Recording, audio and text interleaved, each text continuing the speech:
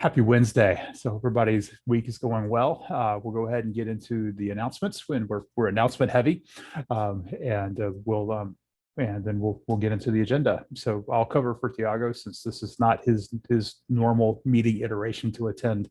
There's an epic that's worth reading by everyone. We're in the middle of it's 14.0. It's a major release. So what to expect as far as how this is going to be shipped.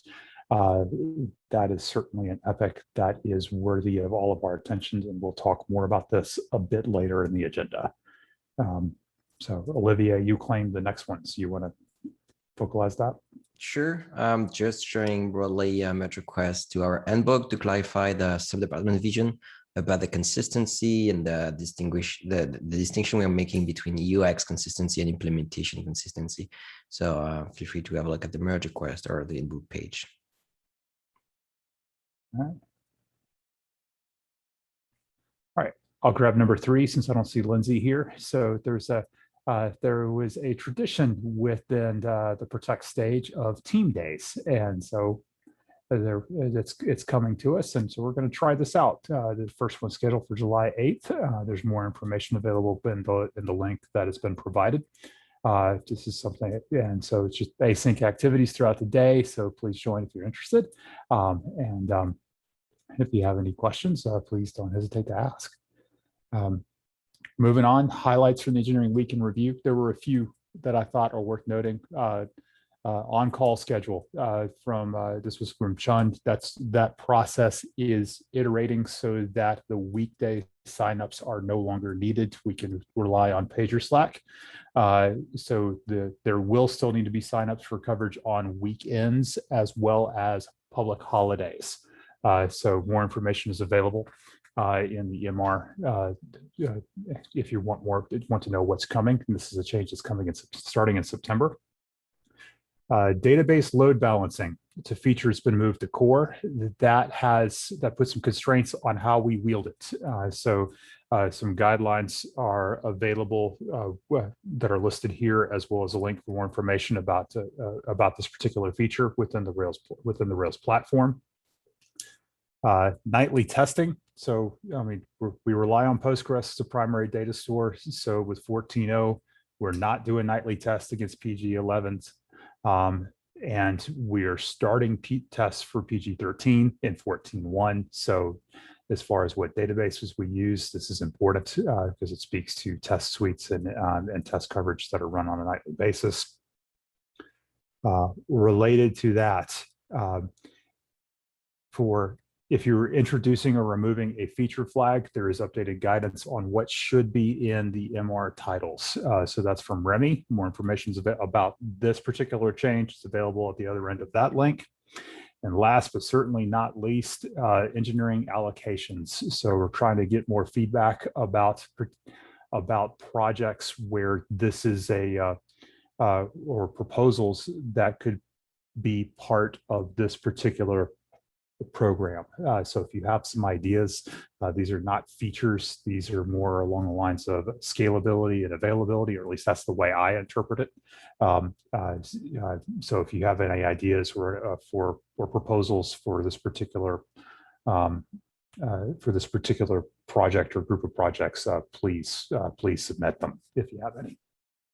Yeah, it's kind of also high priority technical debt is how I would call it. Okay. You know, I mean, yeah. Just that's how I personally look at it. But okay. Thank you. Yeah, I had a different twist, but I appreciate the redirect. All righty, and last but not least, features and high priority bugs have been closed in the past 7 days. Here's our list. If you want more information about what was closed and how it was closed, please click through for anything you want more information about and see what happened. Any questions or commentary on the announcements before we move on?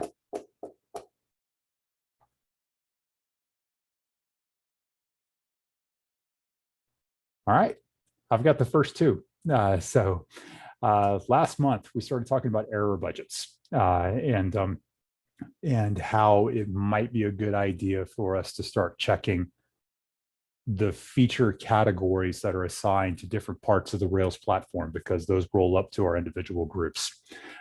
Something that we learned earlier this week is that when we make updates to those feature category updates to the Rails platform, the errors reported are not retroactively updated. And so if you're paying attention to those particular dashboards, it takes 28 days for previously reported errors that should go to other groups to move off of your particular error budget dashboard. This is something that, I mean, if you're looking for immediate updates here, that's just not the way the tooling works. And I thought it was worth calling out since we had discussed this publicly as a section before. And Todd, I see you typing. So. Yeah, I just wanted to call out, and I've talked to a few of my manager staff around this as well.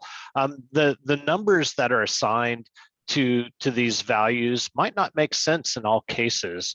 Meaning, so we've got this 99.95% threshold that was generically set for all pages. However, there are, I believe there are certain pages and instances where, that 99.95% is based on, I believe, a 1 second response for the pages. There's going to be some pages that just aren't going to load in 1 second.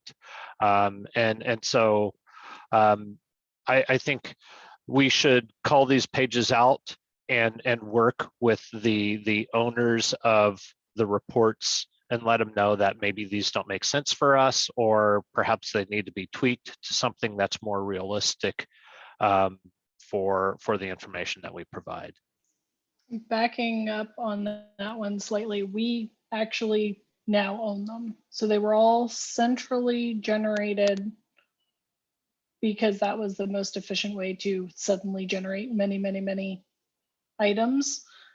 So long as we have any reasoning rationale, we are allowed to add stuff, remove stuff, change stuff, as long as there is a thoughtful rationale to it, because we are the DRIs over our items. We do have to communicate that change, but yeah, we don't, and we have to work with them to implement it, but we're definitely allowed to change stuff. So.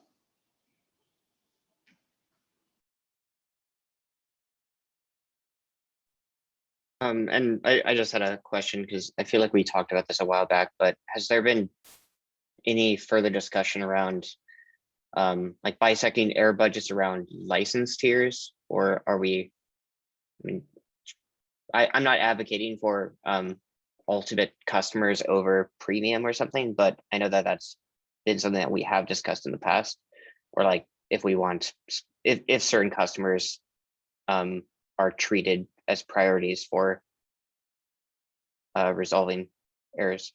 It's a bit difficult for us because we have things like 15 megabyte SAS reports in core, and then we have like smaller ones for different customers. So I'm just curious if that's been a discussion at all.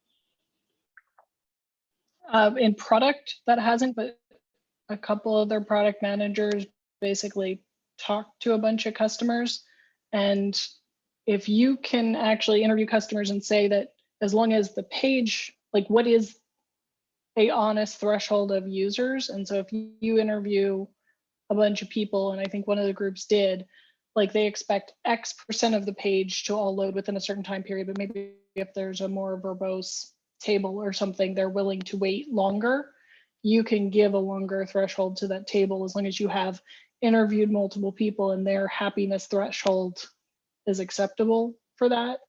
So, I mean, you could skew your data by interviewing only ultimate customers, which most of us only have ultimate customers for a lot of our stuff. So.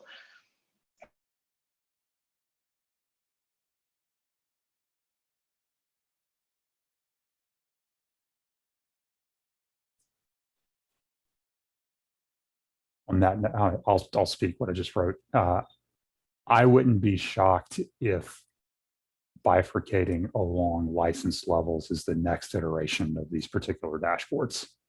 Right now, I think it's about establishing DRIs over portions of the Rails platform Next, I think it's going to be about license tiers, and I'll admit that I don't know if we have differing SLAs of support depending upon the licensing that folks get as far as availability is concerned. I know we get more features, but I don't know if the availability aspect changes depending upon what they purchase. I know our response to their complaints time varies. I'm not sure if we've guaranteed different responsiveness times. That's a level of I hate to say maturity, but I don't have another word for it, that I don't know that we quite have within product. And that would be certainly very interesting to try to implement by some definition thereof. Yeah, I mean, I can't see us having that infrastructure because it means that we need to like pre-filter and segment all errors according to a lot of data that is kind of hard to crunch, but oh, makes sense.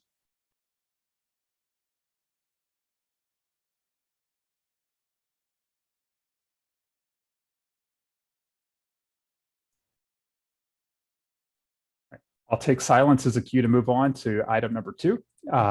So related to the first announcements that we had, we're talking about 14.0 and what to expect. There is an announcement that has been shared far and wide through many Slack channels, but it's worth repeating here as well. Release candidates for 14.0's platform are already being cut. It's early for this particular release, but that's because that's how big this one is. So if we are aware of breaking changes that have not been merged into product yet, we got to get loud now. There's guidance on what needs to happen within the as far as what issue needs to be,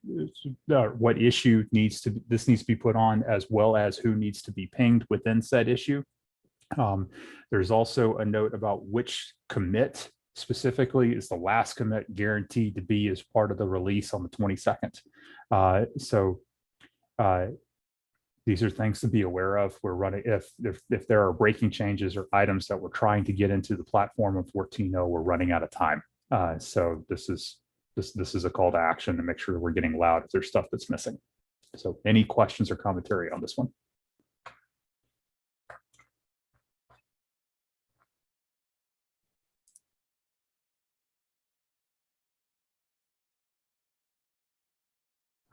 Hearing nothing. That's it. That's on the written agenda for this week. Is there anything else we should be talking about while we're all here?